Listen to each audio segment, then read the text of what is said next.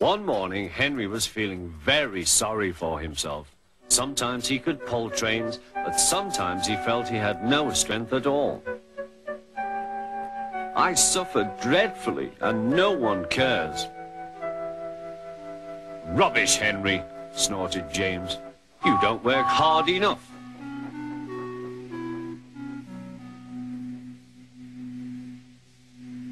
Sir Topham Hatt spoke to him too. What's wrong with you, Henry?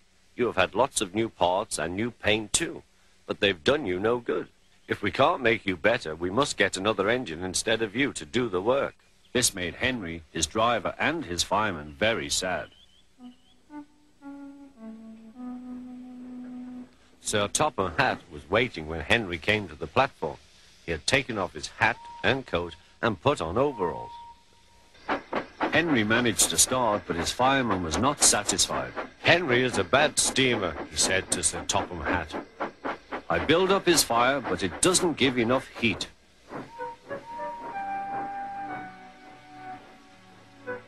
Henry tried very hard, but it was no good. He didn't have enough steam and came to a stop outside Edward's station. Oh dear, thought Henry, I shall have to go away. Oh dear, oh dear. All he could do was to go slowly onto a siding, and Edward took charge of the train.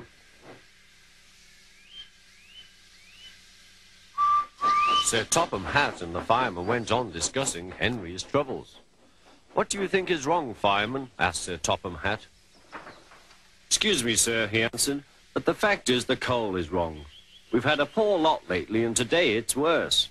The other engines can manage, they have big fireboxes. Henry's is small and can't make the heat. With Welsh coal, he'd be a different engine.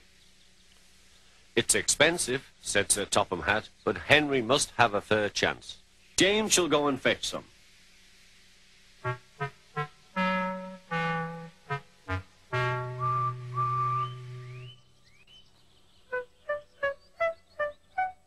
When the Welsh coal came, Henry's driver and fireman were excited. Now we'll show them, Henry, old fellow.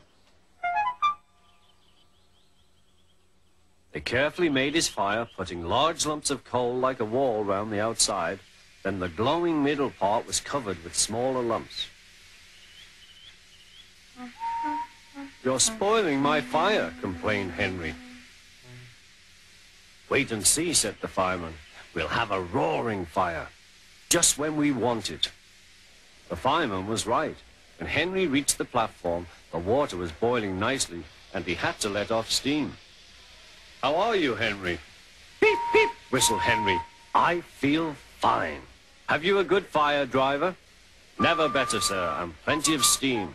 No record breaking, warned Sir Topham Hatt. Don't push him too hard. Henry won't need pushing, sir. I'll have to hold him back.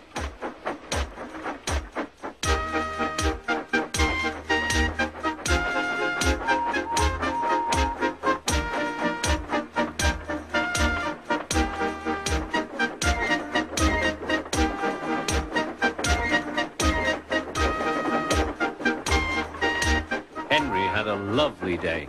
He had never felt so well in his life. He wanted to go fast, but his driver wouldn't let him. Steady, old fellow, he would say. There's plenty of time. They arrived early at the station. Thomas puffed in. Where have you been, lazybones? Asked Henry. Oh, I can't wait for dawdling tank engines like you. Goodbye.